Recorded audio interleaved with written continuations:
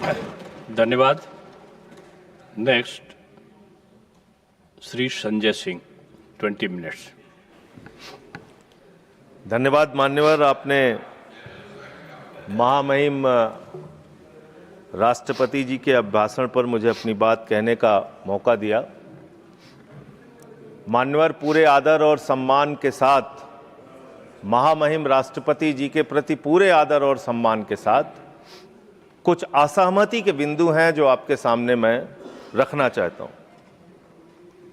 यहां पर सबका साथ, सबका विकास, सबका विश्वास, सबका प्रयास, इसका जिक्र हुआ। सरकार और भारत के प्रधानमंत्री बार बार इस बात को कहते हैं, लेकिन इस देश के अंदर जो घटित हो रहा है वो बहुत विचलित करने वाला है मान्यवर। अभी दिग्विजय सिंह जी ने जिक्र किया कि 30 जनवरी को हम लोगों ने राष्ट्रपिता महात्मा गांधी जी की पुण्यतिथि मनाई और उस दिन तमाम वीडियो, उनके पुराने वीडियो, पुराने स्पीचेस, पुराने तमाम उनकी बातें सोशल मीडिया पे वायरल हुई मान्यवर। और उसी बीच एक तस्वीर वायरल हुई। वो तस्वीर थी उन हत्यारों की जो अदालत में बैठ के हंस रहे थे, उस जमाने की तस्वीर, जिसमें नाथूराम गोडसे भी था और उसके साथ तमाम और लोग थे, हंस रहे थे, उनके मन में कोई चिंता नहीं थी। आप कह रहे हैं गांधी जी की हत्या से आरएसएस का कोई लेना देना नहीं, तो मैं आपसे कहना चाहता हूं कि आइए हम सब लोग मिलकर उस विचारधारा की हत्या करें जिस विचारधारा ने गांधी की हत्या की। उस विचारधारा की हत्या करें मानव, जिस विचारधारा ने हमारे राष्ट्रपिता महात्मा गांधी को, अहिंसा के पुजारी को हमसे छीना। लेकिन दुर्भाग्य से ऐसा नहीं हो रहा है। देश में तमाम घटनाएं हो रही हैं। पिछले दिनों बरेली में एक चर्च के सामने हंगामा किया गया, हनुमान चालीसा पढ़ा गया।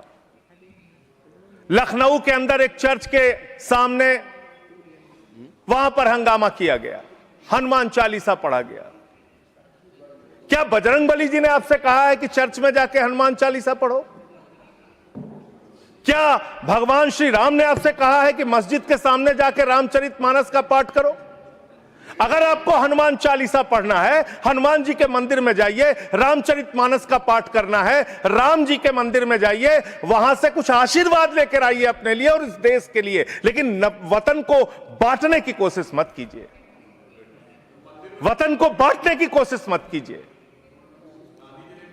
मान्यवर,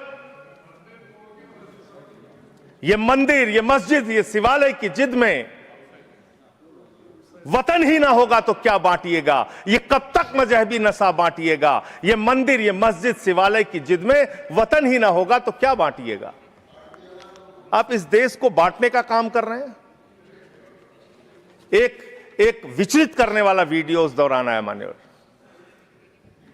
25 दिसंबर के पहले जबलपुर में भारतीय जनता पार्टी की एक महिला नेता चर्च के अंदर घुसती है, घुसकर वहां एक नेत्रहीन महिला के साथ हाथापाई करती है और उसकी जो मासूम बच्ची बैठी रहती है उसको ये कहती है कि तुम इससे गलत काम कराने के लिए लाती हो। ऐसा समाज आप बना रहे हैं, ऐसा हिंदुस्तान बना रहे हैं। पूरी दुनिया में आप ऐसे विश्वगुरु बनेंगे। आज ऑस्ट्रेलिया में, इंग्लैंड में, यूएस में, न्यूजीलैंड में, दुनिया के अलग अलग देशों में जो लोग भारतीय रहते हैं उनको कितनी शर्मिंदगी महसूस करनी पड़ती होगी कि आप उनके धार्मिक मान्यताओं के हिसाब से उनको यहां पे पूजा अर्चना, इबादत, प्रेयर नहीं करने दे रहे हैं। यह हो रहा है मान्यवर इस देश के अंदर। इसलिए नफरत की राजनीति को पहले मारना होगा और आपकी नफरत की राजनीति रुक नहीं रही है, वो असीमित है, उसकी कोई सीमा नहीं है।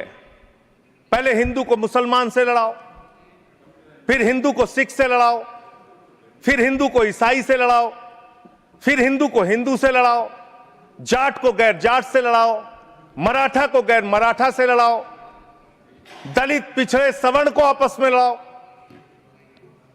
अभी आप एक बिल लेके आए, उस बिल के बारे में सुप्रीम कोर्ट ने कह के रोक लगा दिया कि यह बिल तो अस्पष्ट है, इसमें कोई स्पष्टता नहीं है इस बिल में। आप क्यों ऐसा बिल लेके आए जिसके कारण से पूरे देश का माहौल खराब हुआ? आपने झगड़ा कराया दलितों यूजीसी का बिल, और आप इक्विटी बिल जो लेके आए, आपने कहा इक्विटी कमेटी जो बनेगी उसको लेके आपने जो इक्विटी कमेटी बनाई उसमें तमाम बातें आपने ऐसी लिखी, पूरे देश में आपने झगड़े का माहौल क्रिएट किया। आप कभी भी और कहीं भी दलितों और पिछड़ों और आदिवासियों के हितैषी रहे ही नहीं है। आपका संगठन, आपकी विचारधारा, आपकी मातृ संस्था आरएसएस, वहां तो 100 साल तक आज तक एक भी दलित, पिछड़ा और आदिवासी आरएसएस का प्रमुख नहीं बना। यह सच्चाई है आपकी। आप हल्ला मचा रहे थे कि देखो हमने दलितों, पिछड़ों, आदिवासियों के लिए कितना शानदार बिल हम लेके आए, कितना शानदार हमने काम कर दिया। सुप्रीम कोर्ट ने उस पर रोक लगा दिया। सुप्रीम कोर्ट ने कहा कि यह बिल अस्पष्ट है। आपने इस देश के अंदर विश्वविद्यालयों में आरक्षण को खत्म किया है, यह सच्चाई है मान्यवर।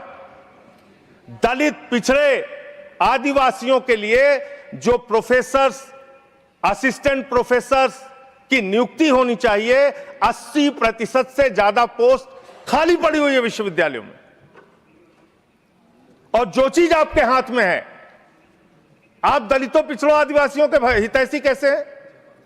45 सेंट्रल यूनिवर्सिटीज है जिसमें से 38 केंद्रीय विश्वविद्यालयों में सिर्फ और सिर्फ सवर्ण जाति के लोग वीसी हैं और 7 में दलित, पिछड़े और आदिवासी हैं।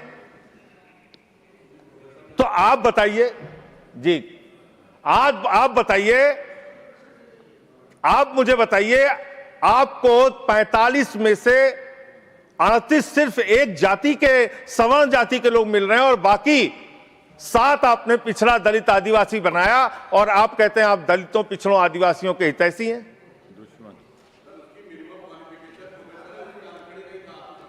किसमें?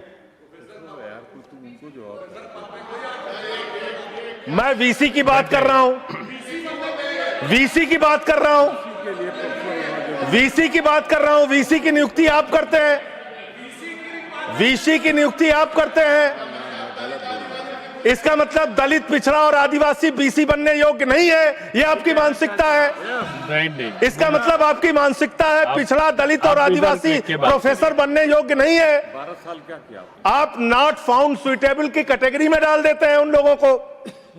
आप क्या न्याय कर रहे हैं उनके साथ? पूरे देश के हाई कोर्ट, सुप्रीम कोर्ट की हालत देखिए सर। देश का है सुप्रीम कोर्ट 1 और 25 हाई कोर्ट। वहां पे कितने जज हाई कोर्ट के अंदर या सुप्रीम कोर्ट के अंदर दलित, पिछड़े, आदिवासी हैं? पता कर लीजिए, आपको पता चल जाएगा। तो अगर कहीं उनके साथ न्याय की बात आती है तो आप न्याय नहीं, नौटंकी करते हैं, जानबूझ के दिखाने की कोशिश करते हैं कि आप उनके हितैषी हैं, जबकि आप हैं नहीं। आपको है ना, और पूरे देश का वातावरण खराब किया आपने। मैं इस सदन के अंदर आपके माध्यम से सरकार को प्रस्ताव देना चाहता हूं, अगर आपकी नीयत साफ है तो हर विश्वविद्यालय में 2 तरह की कमेटी बनाइए। एक जो सिर्फ और सिर्फ कास्ट डिस्क्रिमिनेशन को देखे, यानी कि जाति के आधार पर भेदभाव को देखे, और दूसरी कमेटी आप वहां पर बनाइए जिसमें कि हर प्रकार के भेदभाव को आप कवर कीजिए। कोई झगड़ा ही नहीं होता। भाषा के आधार पर भेद, लिंग के आधार पर भेद, किसी भी प्रकार का भेद, उसको देखने के लिए एक कमेटी बनाते और जाति के आधार पर हो रहे भेद को देखने के लिए एक कमेटी बनाते। कोई झगड़ा ही नहीं होना था। आपने जानबूझ के झगड़ा कराया। दूसरी बात मान्यवर, अभी मैं पिछले दिनों एक पदयात्रा कर रहा था मिर्जापुर से लेकर काशी तक, और उस दौरान काशी के अंदर मंदिरों को तोड़ने का मामला सामने आया। मणिकर्णिका घाट को तोड़ा गया मान्यवर, मणि को तोड़ दिया गया, माता अहिल्याबाई होलकर जी की प्रतिमा को तोड़ दिया गया। और वो वीडियो मैंने ट्वीट कर दिया तो मेरे ऊपर उल्टा मुकदमा लिख लिया गया। कितना मुकदमा लिखेंगे आप?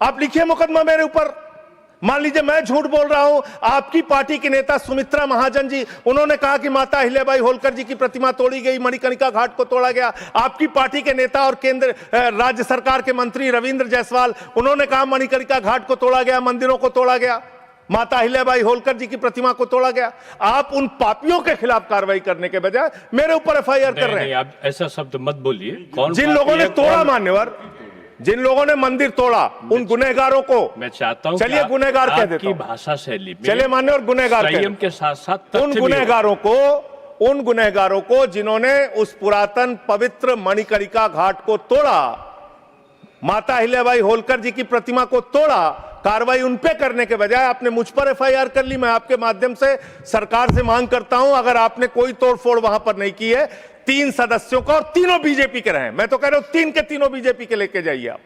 3 सदस्य भेजिए बीजेपी के संसदीय दल के, और वहां पर दिखाइए कि माता अहिल्याबाई होलकर की प्रतिमा है, वहां दिखाइए मणिकर्णिका घाट को नहीं तोड़ा गया है, और फिर जो कार्रवाई आप मेरे ऊपर करना चाहें कीजिए। आपने काशी को बर्बाद करने का एक मन बना लिया है। काशी कॉरिडोर के नाम पे आपने सैकड़ों मंदिर वहां पे तोड़ दिए, वहां पे शिवलिंग लंका थाने में पड़े हुए हैं। यह घटना अगर किसी विपक्ष के राज्य में हुई होती, आप पूरे देश में हंगामा कर देते, फसाद करा देते पूरे देश में। लेकिन आपने वहां मंदिरों को तोड़ा, पवित्र घाटों को तोड़ा। 54 देश के नागरिक आते हैं काशी में मान्यवर, वो वहां पे बिल्डिंग देखने नहीं आते, वो वहां पे आते हैं वहां के पुरातन मंदिरों को देखने के लिए, वो वहां पे आते हैं पुरातन घाटों को देखने के लिए, पौराणिक मंदिरों को देखने के लिए, वो इसलिए आते हैं काशी की गलियों को देखने के लिए। आप वहां तोड़फोड़ कर रहे हैं। जाके पूछिए वहां के लोगों से कितना गुस्सा और नाराजगी उनके मन में है।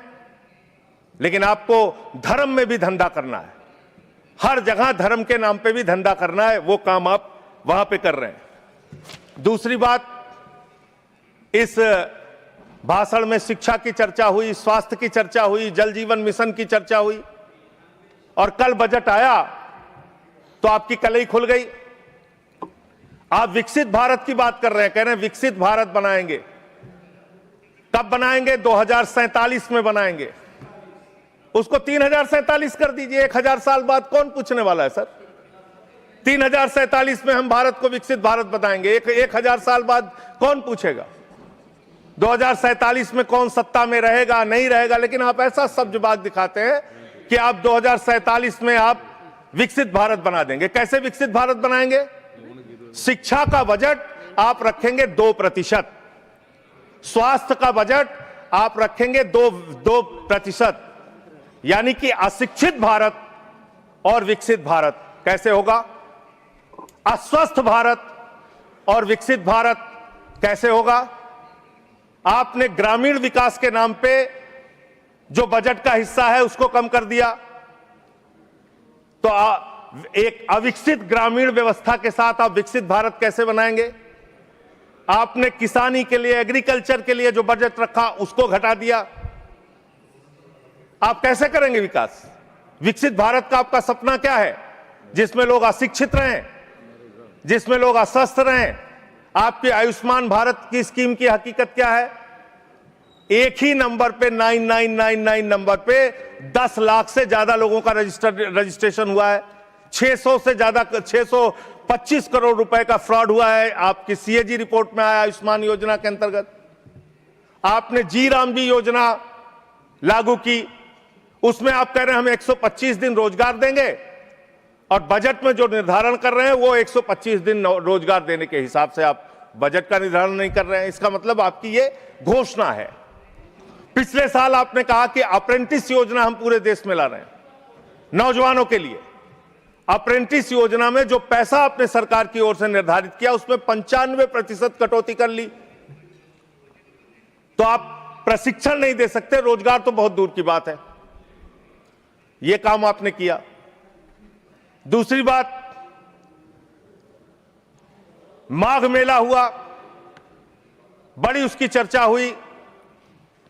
आप हमेशा चर्चा करते हैं, महाकुंभ के बारे में चर्चा करते हैं, माघ मेला के बारे में चर्चा करते हैं, लेकिन वहां बड़ी एक अप्रिय घटना हुई मान्यवर, बहुत ही दुखद घटना हुई। शंकराचार्य जी परम पूज्य अवमुक्तेश्वरानंद जी जा रहे थे स्नान करने के लिए। उनको प्रशासन के द्वारा उनको रोका गया, उनके शिष्यों को, उनके बटुकों को चोटी पकड़ पकड़ के घसीट घसीट के मारा गया उनको। और इतना ही नहीं, उनकी एक मांग थी कि अगर प्रशासन या सरकार मुझसे वार्ता कर ले और अपनी गलती मान ले तो मैं स्नान करूंगा। ना उनसे किसी ने माफी मांगी और ना ही वो स्नान कर पाए। बिना स्नान किए शंकराचार्य जी वहां से चले गए। और भी शर्मनाक बात यह है, आप कितने बड़े धर्म के ठेकेदार हैं। आप देखिए कि आप शंकराचार्य जी को तहसीलदार के माध्यम से चिट्ठी भेज रहे हैं, कह रहे हैं बताओ आप शंकराचार्य हो कि नहीं हो।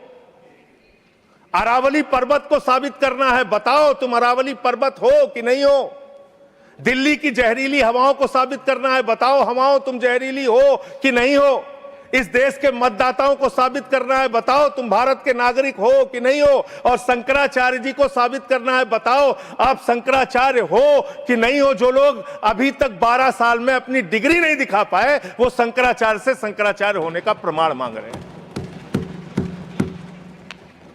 यह है आपकी धार्मिक ठेकेदारी। इस तरह से आप धर्म की ठेकेदारी करना चाहते हैं तो देश के अंदर नफरत फैलाकर जो आप राजनीति कर रहे हैं, लोगों के हक को मार के जो आप राजनीति कर रहे हैं, इसका कोई बहुत देश के विकास, कम से कम विकसित भारत आपकी इस विचारधारा, इस सोच से तो नहीं बन सकता। विकसित भारत के लिए यह विचारधारा आपकी काम नहीं करेगी। नफरत फैलाओ और राज करो की, अंग्रेजों की जो विचारधारा थी, बांटो और राज करो की जो विचारधारा थी, उससे नहीं बन सकता। मान्यवर, बात कर लें विदेश नीति की। विश्व गुरु बनने की बात करते हैं प्रधानमंत्री जी, पूरे दुनिया में उनका डंका पीटा जा रहा है। हमने देखा किस तरह से अमेरिका से भारतीयों को हाथ में हथकड़ी, पैरों में बेड़ी बांध के अमृतसर पहुंचाया गया। हमने देखा कि किस तरह से सीज फायर के लिए कम से कम 70 बार अमेरिका का राष्ट्रपति ट्रंप कह रहा है कि उसने ट्रेड डील की धमकी देकर सीज फायर कराया, ट्रेड खत्म करने की धमकी देके। हमने देखा कि किस तरह से चीन यह कह रहा है कि वो सक्सगाम में निर्माण कार्य करेगा और आपकी पार्टी के दफ्तर में उनके प्रतिनिधि मीटिंग कर रहे हैं। उसी दिन वो बयान दे रहा है, बीजेपी के दफ्तर में वो लोग मीटिंग कर रहे हैं, उसी दिन चीन का बयान आ रहा है कि हम सक्सगाम घाटी में निर्माण कार्य करेंगे, पुल बनाएंगे, सुरंग बनाएंगे। आपकी विदेश नीति क्या है? बांग्लादेश में हिंदुओं की हत्याएं हो रही हैं, उस पर आप खामोश रहते हैं, चुप रहते हैं, बोलते नहीं है। आप किसी भी मामले में सामने मुखर होकर सामने आके स्पष्टीकरण नहीं दे रहे हैं। अभी एक एप्स्टीन फाइल की चर्चा हो रही है पूरी दुनिया में, उसके बारे में भारत के प्रधानमंत्री को आरोपित किया गया, उसके बारे में सरकार को स्पष्टीकरण देना चाहिए। तथ्य के कोई चीज को बोलना, मैं कह रहा हूं स्पष्टीकरण देना चाहिए। आपके पास कोई तथ्य है तो आप सर, अगर कोई मैं ये कह रहा हूं मान्यवर, संसद है, इसमें अगर आपके पास कोई स्पष्टीकरण तो देना चाहिए। अगर कोई आरोप लग रहा है, हमारे देश का अपमान है मान्यवर। इनके बोलने के बाद मैं आपको समय देता हूं। आप कैसा काम करना चाहते हैं? खत्म होने से बाद देता हूं। अरे भाई, आपके भारत के प्रधानमंत्री पे आरोप लग रहा है, आप लोग उस आरोप का जवाब नहीं देना चाहते। भारत के प्रधानमंत्री पे आरोप लग रहा है, नहीं तथ्य के बगैर होगा तो आप नहीं लगा सकते। तथ्य के विपरीत अगर आप बोलेंगे तो आपका यह चीज नोट नहीं किया जाएगा। तो मैं ये कह रहा हूं मान्यवर, देश व्यवस्थाओं से चलेगी।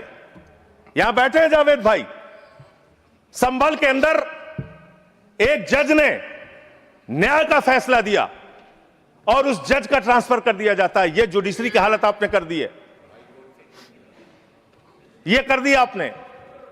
देखिए, न्यायालय ट्रांसफर करता है जज का। अरे मान्यवर, जज का ट्रांसफर हुआ है, अवमानना होगी। जज का ट्रांसफर हुआ है, जज का ट्रांसफर कोई पॉलिटिकल पार्टी नहीं करती। तो एडमिनिस्ट्रेटिव तो काम आप हुआ, ऐसी चीज ना बोले जो कंटेम्प्ट हो कोर्ट का। और इस तरह से एफआईआर दर्ज करके, लोगों के दबा के, लोगों के अधिकारों को छीन के, हमारी पार्टी के तो खैर पीछे ही पड़े हुए हैं आप लोग। चैतर बसेवा एक आदिवासी नेता हैं, उनको गिरफ्तार करके आपने 3 बार गुजरात के अंदर जेल में डाल दिया। महराज मलिक हमारे विधायक हैं, उनको डाल दिया जेल में। हम लोगों को तो जेल भेज ही चुके। आप रोज मुकदमा लिखते रहते हैं, एफआईआर लिखते रहते हैं। सोनम वांगचुक को अभी भी आपने जेल में रखा हुआ है। तो एक के बाद एक लोगों को, विपक्ष के नेताओं को जेल में डाल के आप कैसे काम करेंगे? आप पूरे देश में एसआईआर के नाम पे लोगों के वोट काट रहे हैं, एसआईआर के नाम पे लोगों के वोट काट रहे हैं। बस खत्म कर रहा हूं सर, सबको 2-2 3-3 मिनट मिला है। मैं 1 मिनट में मैं खत्म, 1 मिनट में आधा मिनट, मान्यवर, मैं पार्टी का लीडर हूं, 1 मिनट में खत्म, आधा मिनट। पार्टी का लीडर है मान्यवर, एसआईआर के नाम पे आप क्या कर रहे हैं? पूरे देश में करोड़ों लोगों के वोट काट रहे हैं। यूपी की बात अगर मैं कर लूं तो वहां पर आपके ही राज्य निर्वाचन आयोग ने जो चुनाव की सूची बनाई, ग्रामीण चुनाव के लिए, पंचायत चुनाव के लिए और शहरी चुनाव के लिए, उसमें दिखाया 17 करोड़ वोट, और एसआईआर के लिए जो केंद्रीय ज्ञानेश कुमार जी की निगरानी में जो सूची बनी, उसमें दिखाया गया 12 करोड़ 55 लाख वोट, 4.5 करोड़ वोट उत्तर प्रदेश में कहां पर उड़ गए?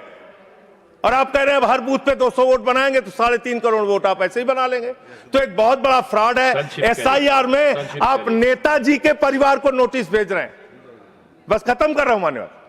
एसआईआर में आप नेताजी सुभाष चंद्र बोस के परिवार को नोटिस भेज रहे हैं, नोबेल पुरस्कार विजेता अमर्त्य सेन को नोटिस भेज रहे हैं, पूर्व एडमिरल को नोटिस भेज रहे हैं। अब कैसा एसआईआर करा रहे हैं? ये एसआईआर नहीं है, चुनावी घोटाला है। मैं कहना चाहता हूं। बहुत बहुत धन्यवाद। सुधांशु त्रिवेदी जी, एक मिनट में। फाइल का जिक्र हुआ, एक विकृत यौन मानसिकता के सजाए याफ्ता अपराधी का जिक्र इस संसद के पावन पटल के ऊपर करना इनकी विकृत और विक्षिप्त मानसिकता का प्रतीक है।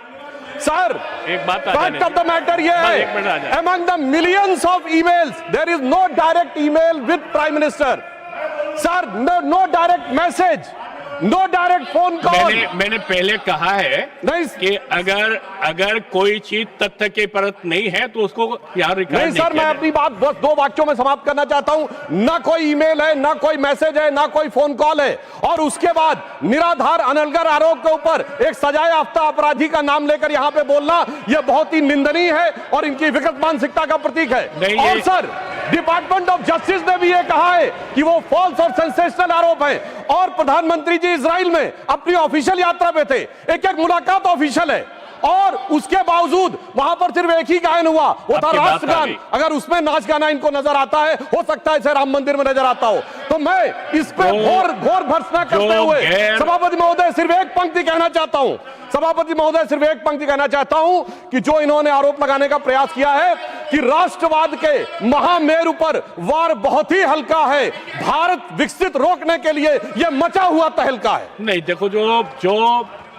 जो माननीय सदस्य ने जो तथ्य के विपरीत और संविधान के विपरीत बात कही, उसको इसमें शामिल नहीं किया जाएगा। ये जवाब सवाल नहीं है, आपकी बात आ गई। मैंने क्या कहा? मैंने कहा आपने कि जो भी आरोप लगाए हैं उसका जवाब दिया जाए, नहीं होगा, उसको डिनाई करें। आप भागते क्यों हैं? नहीं, आप यहाँ पे नहीं पूछ सकते। चलिए, नेक्स्ट, श्री सुभाष चंद्र बोस, 9 मिनट्स।